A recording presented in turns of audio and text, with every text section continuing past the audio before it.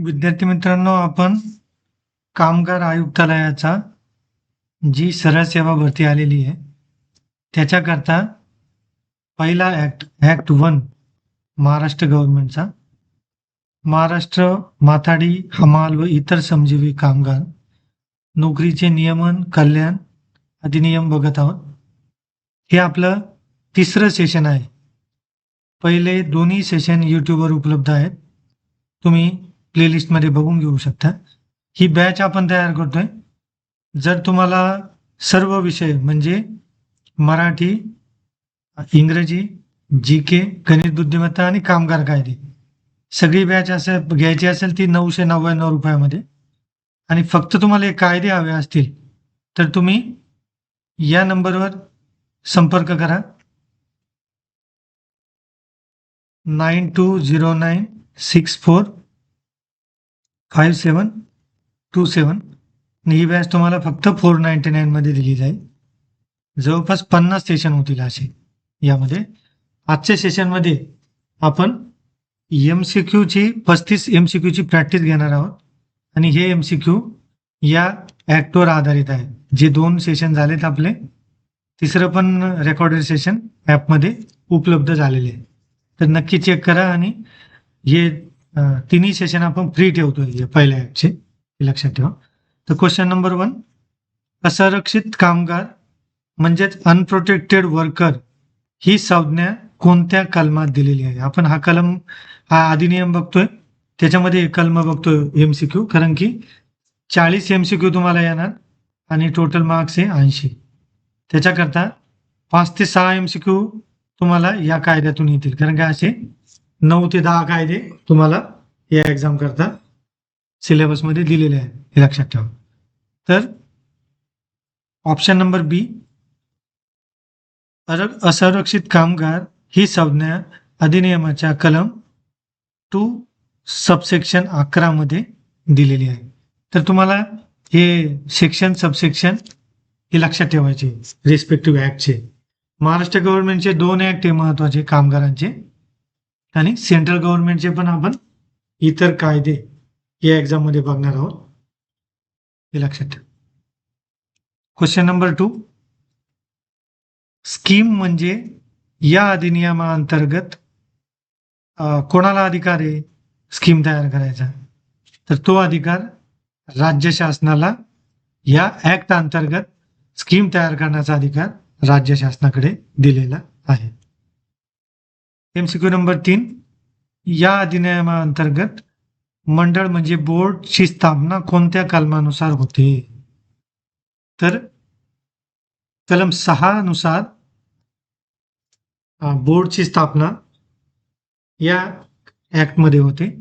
बोर्डचं काम असतं स्कीम बनवणं, ती इम्प्लिमेंट करणं, इम्प्लिमेंट म्हणजे फॉर्म्युलेशन, प्रिपरेशन, इम्प्लिमेंटेशन आणि त्यात येणारे प्रॉब्लेम्स आणि स्कीमला इम्प्रूव्ह करायचं काम हे या बोर्डाचं आहे, हे लक्षात ठेवा.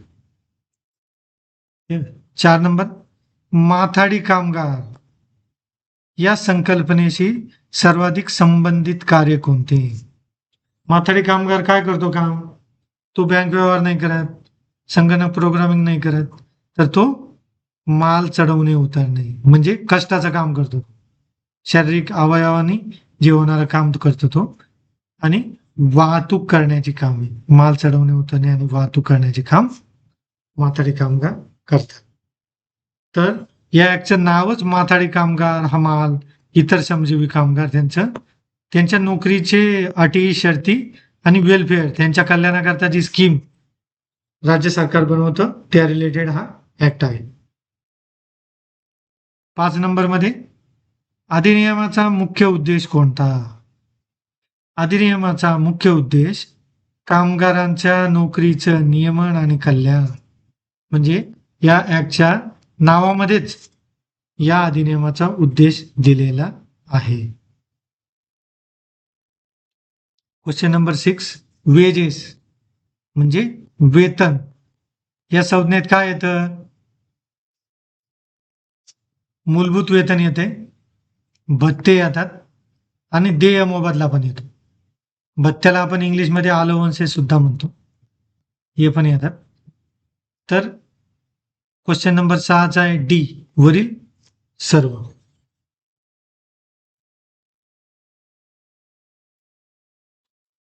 याच्यामध्ये प्रिन्सिपल एम्प्लॉयर कोणाला म्हणायचं? प्रिन्सिपल एम्प्लॉयर कोणाला म्हणायचं? तर प्रिन्सिपल एम्प्लॉयर म्हणजे ऑप्शन सी प्रधान नियोक्ता. हा प्रिन्सिपल एम्प्लॉयर असतो. मुख्य म्हणजे ज्याने किंवा ज्याच्या वतीने काम करून घेण्यात येते, सगळ्यात महत्वाचं. पण तो हे काम कंत्राटदाराला देऊ शकतो, कंत्राटदार सुद्धा कामगारांकडून काम करून घेऊ शकतो. प्रिन्सिपल एम्प्लॉयर प्रधान नियोक्ता म्हणजे मुख्य नियोक्ता कोण आहे किंवा मुख्य काम देणारा कोण आहे, तर त्याला प्रिन्सिपल एम्प्लॉयर या कायद्याअंतर्गत म्हटलं जातं. तर डिपेंडंट आश्रित म्हणून डेफिनेशन कोणाची केलेली आहे? डिपेंडंट कोण आहे आश्रित? तर ऑप्शन नंबर सी कामगाराची पत्नी, अविवाहित मुले म्हणजे 18 वर्षाच्या आतली, विधवा मुली याला लिमिट नाही आहे वर्ष, किती वर्षाच्या असतील त्या, पालक म्हणजे त्या कामगाराचे आई वडील, आणि इतर आश्रित. अलग लक्षात, इतर आश्रित म्हणजे ऑप्शन नंबर सी बरोबर आहे, डिपेंडंट आश्रित. एस्टॅब्लिशमेंट आस्थापना म्हणजे काय? त्यामध्ये कोणत्या ठिकाणाचा समावेश होतो? तर त्यामध्ये फक्त शासकीय कार्यालय नसतात, खाजगी कारखाने नसतात, फक्त फक्त फक्त एबीसी इलिमिनेट होतो.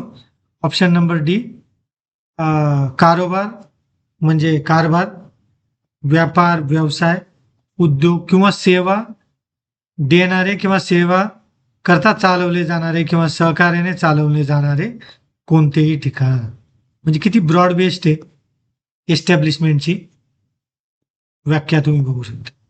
या डेफिनेशन्स फार महत्वाच्या आहे, ज्या पहिल्या 2 ते 3 सेक्शन 2 सेक्शन 3 मध्येच या ऍक्टच्या कव्हर केलेल्या आहे. तुम्ही हे बघू शकता, इथे सेक्शन दिलेले आहे, सेक्शन 213 मध्ये लिहिलेलं आहे ऍक्ट. इथं पण तुम्ही बघू शकता सेक्शन 212 मध्ये. त्याच्यामुळे या पूर्ण स्लाइडवर जे कंटेंट आहे त्याच्यावर तुमचं लक्ष पाहिजे. पुढे जाऊया आपण. वर्कर ही संज्ञा कोणत्या व्यक्तीला संदर्भित करते? फक्त कायमस्वरूपी नाही, फक्त कंत्राटी, फक्त फक्त फक्त कार्यालय नाही, तर सी मजुरीच्या बदल्यात कोणतेही कौशल्यपूर्ण किंवा अकुशल शारीरिक मानसिक काम करणारी व्यक्ती, तिला वर्कर असे म्हणतात. सेक्शन 214. फार महत्वाचा प्रश्न आहे, याला स्टार मारून घ्या तुम्ही, वर्कर. कारण की कामगारांचंच आपण सगळं या ऍक्ट मध्ये बघतो. कामगार कोणाला म्हणायचं? तर ही डेफिनेशन इथं दिलेली. आता रोजगारीत एम्प्लॉईड कोणत्या स्थितीला आपण म्हणतो का रोजगारीत आहे, रोजगार आहे? तर तुम्ही चारही ऑप्शन बघा. मौखिक किंवा लिखित कराराद्वारे नियोजित, स्वयंरोजगार नाही, प्रशिक्षण ट्रेनिंग नाही, आणि हे तिन्ही पण ज्याला लागू होत नाही असा नाही. तर मौखिक किंवा लिखित कराराद्वारे नियोजित केलेल्या व्यक्ती, ही डेफिनेशन सेक्शन 215 मध्ये दिलेली. एम्प्लॉईड म्हणजे रोजगारीत कोणाला म्हणायचं, तो ऑप्शन नंबर ए बरोबर आहे. पुढे बघू आपण. वेजेस मजुरी म्हणजे वेतन मध्ये कशाचा समावेश होतो मजुरीमध्ये? तर मजुरीमध्ये मूळ याचा पण समावेश होतो, मूळ वेतन, महागाई भत्ता, इतर भत्ते. ठीक आहे. बोनस फक्त मूळ वेतन नाही, महागाई भत्ता पण येतो त्याच्यात.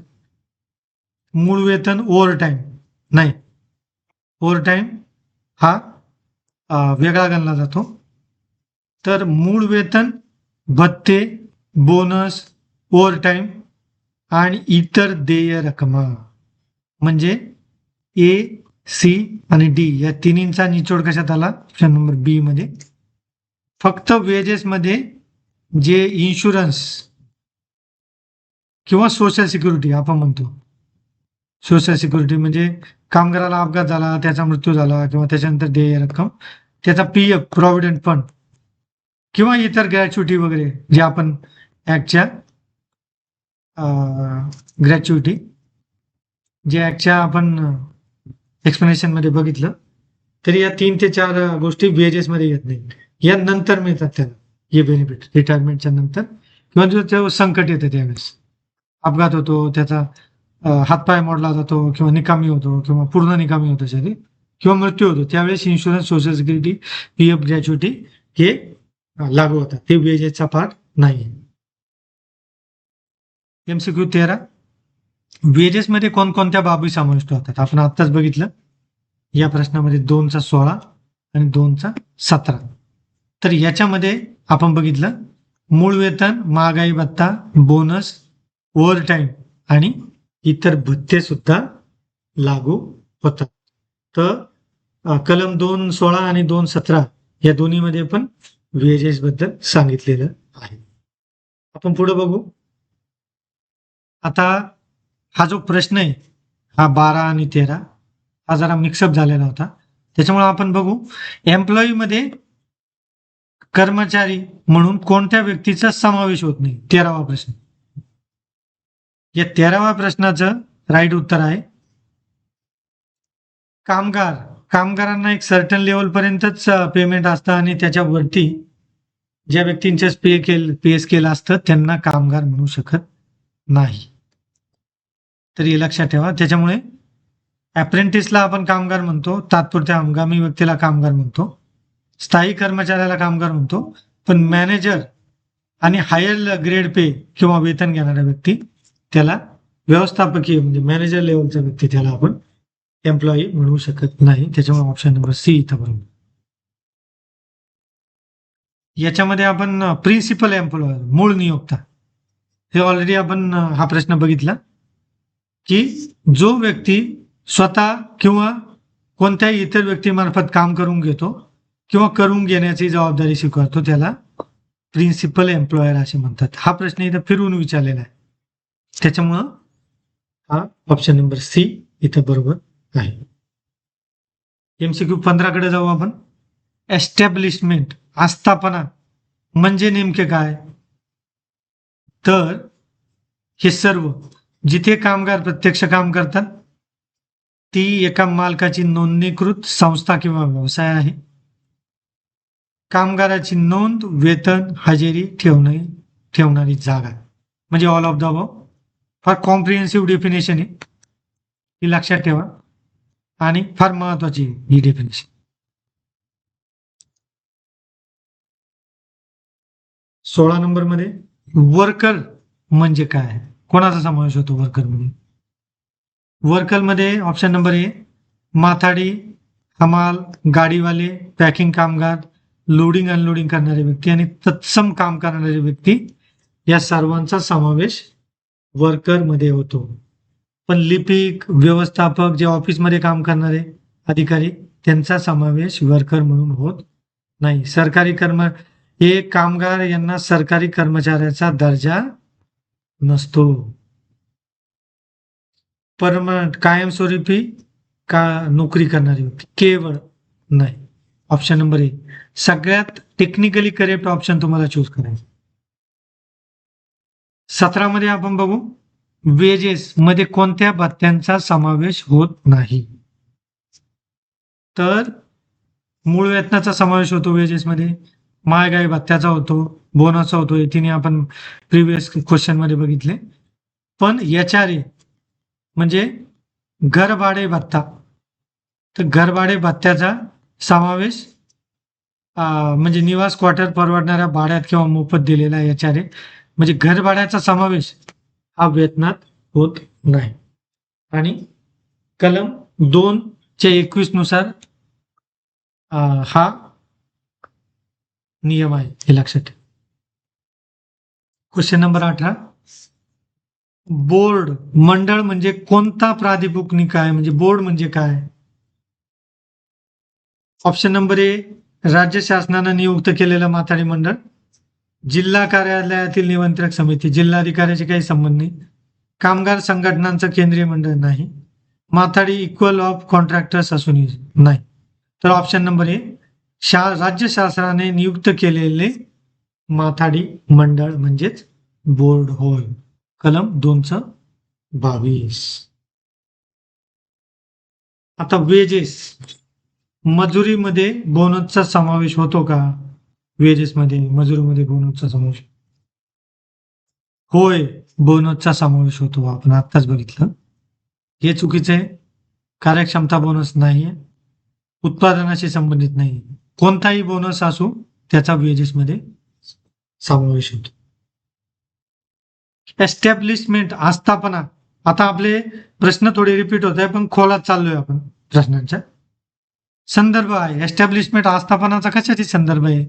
सरकारी कार्यालयाशी नाहीये, धर्मादाय संस्थेची नाहीये, फक्त कारखान्याशी नाहीये, तर दुकान, हॉटेल किंवा इतर व्यावसायिक आस्थापना. दुकान, हॉटेल किंवा इतर व्यावसायिक आस्थापना म्हणजेच एस्टॅब्लिशमेंट. कलम 223. इंडस्ट्री, कोणत्या प्रकारच्या उद्योगाची इंडस्ट्री म्हणतात? शासकीय कार्यालय, शासनाची सर्व कामे नाही.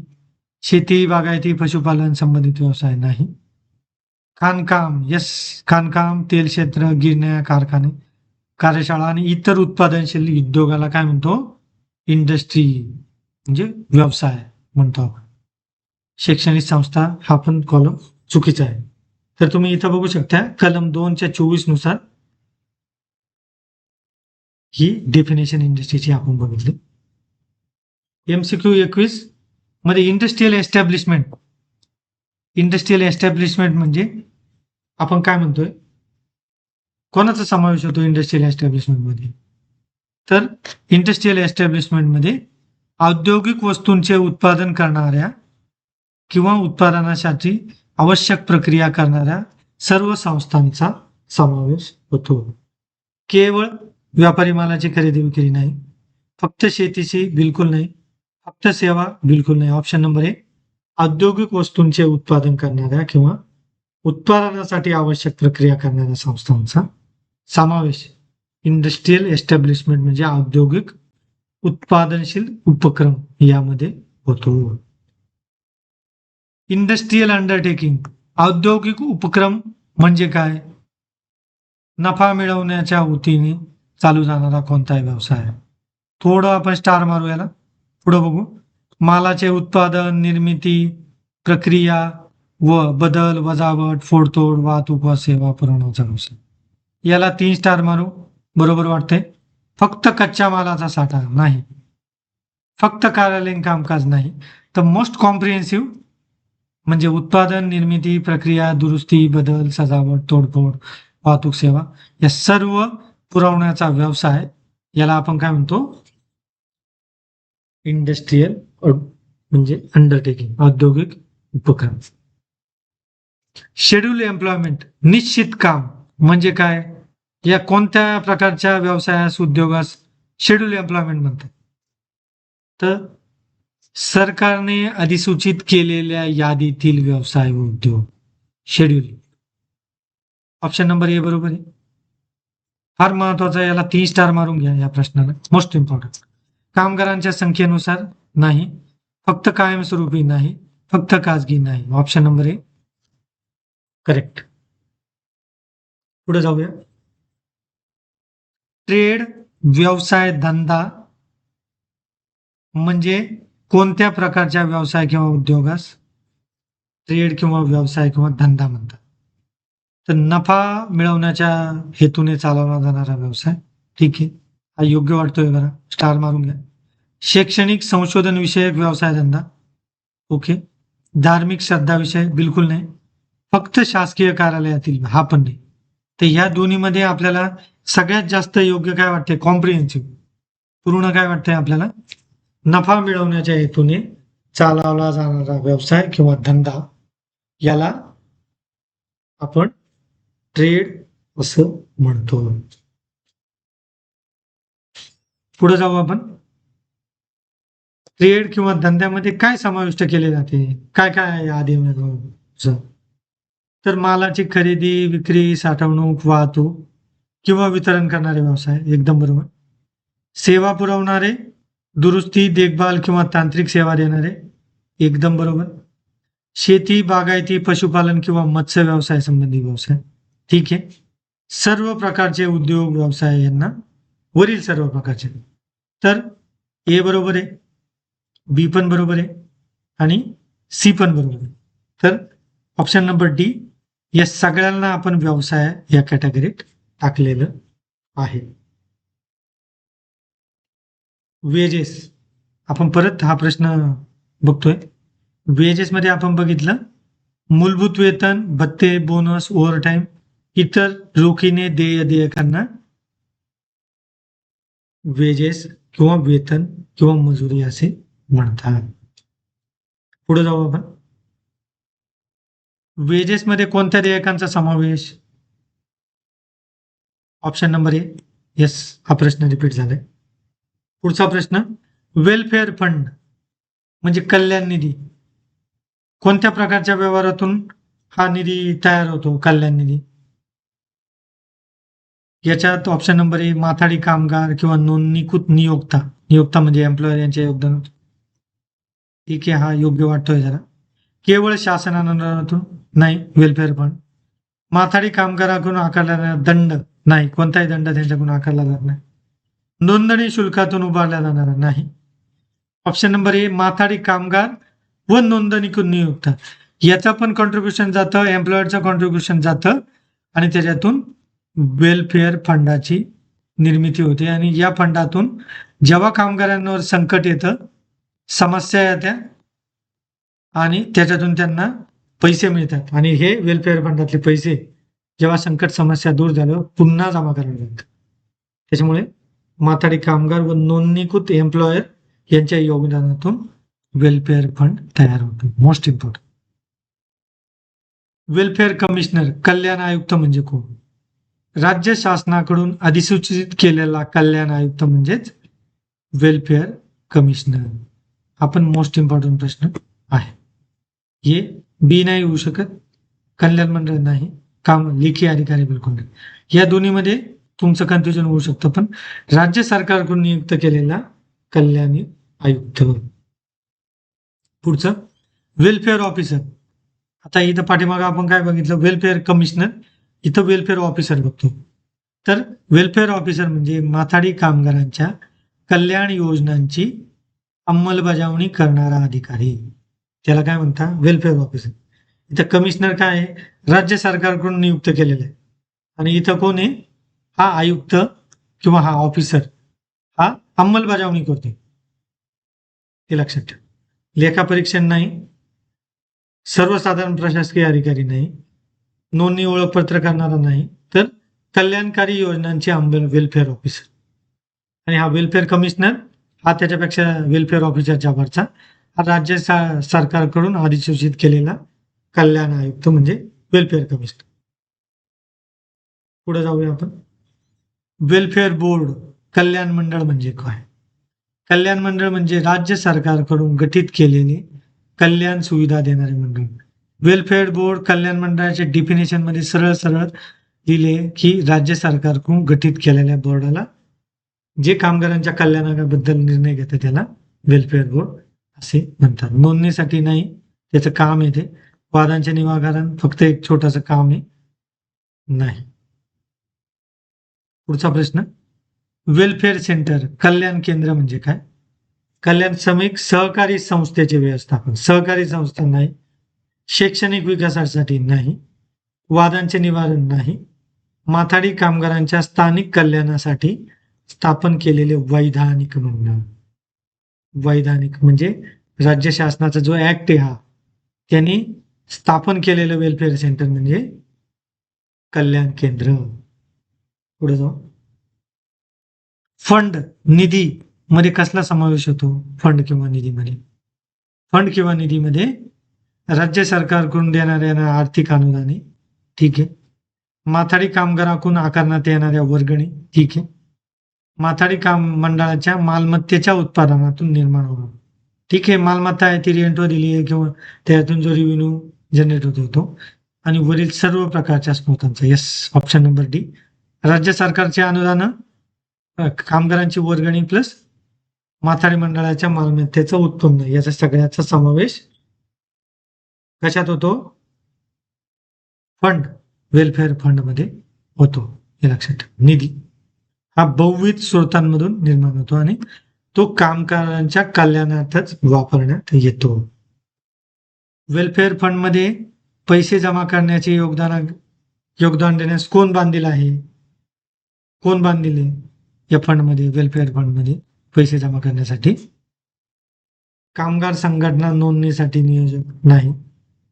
नोंदणी करण्यासाठी स्वतः कामगार नाही. माथाडी कामगारांच्या बदल्यात माल बुक करण्यासाठी माल चालक. Okay, star मारूया. माथाडी कामगारांना कामावर घेण्यासाठी नियोजक नाही. तर जे मालाचे मालक आहेत, जे कामगारांकडून काम करून घेत आहे, तो माल बुक करण्यासाठी किंवा कामगारांकडून काम करून घेण्यासाठी ते या वेलफेअर फंडमध्ये योगदान करण्यास बांधील आहेत, म्हणजे मालक, हे लक्षात ठेवा. लास्ट प्रश्न आजचा, प्रिन्सिपल एम्प्लॉयर, मुख्य नियोजक किंवा मुख्य नियोक्ता यामध्ये कोणत्या व्यक्तीचा समावेश होतो? नोंदणीकृत जो प्रत्यक्ष कंत्राटदार नाही, बघितला आपण. बी, ज्याच्या मालकीच्या किंवा नियंत्रणाखाली मुख्य काम चालते, ठीक आहे. माथाडी कामगाराला मजुरी देणारी वैयक्तिक व्यक्ती नाही, प्रिन्सिपल एम्प्लॉयर. हजेरी घेणारा पर्यवेक्षक नाही. मोस्ट इम्पॉर्टंट, एकदम करेक्ट आन्सर आहे, ज्याच्या मालकीच्या किंवा नियंत्रणाखाली मुख्य काम चालते तो मालक किंवा प्रतिनिधीला आपण काय म्हणतो? प्रिन्सिपल एम्प्लॉयर असे म्हणतो. तर आजचं हे 3rd सेशन होतं आपल्या या बॅचचं. आपलं डेली असंच 25 ते 30 मिनिटाचं सेशन डेली राहणार आहे. पुढचे 3 ते 4 महिने ही बॅच चालणार आहे. ही कामगार कायद्यांची बॅच मेन. आणि या व्यतिरिक्त मराठी ग्रामर, इंग्रजी ग्रामर, गणित बुद्धिमत्ता, जीके या 4 सब्जेक्ट्स करता 120 मार्क आहेत.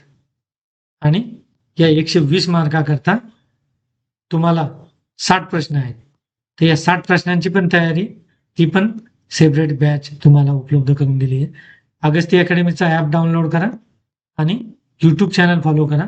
काही सेशन आम्ही यूट्यूबवर फ्री उपलब्ध ठेवणार आहोत. थँक्यू.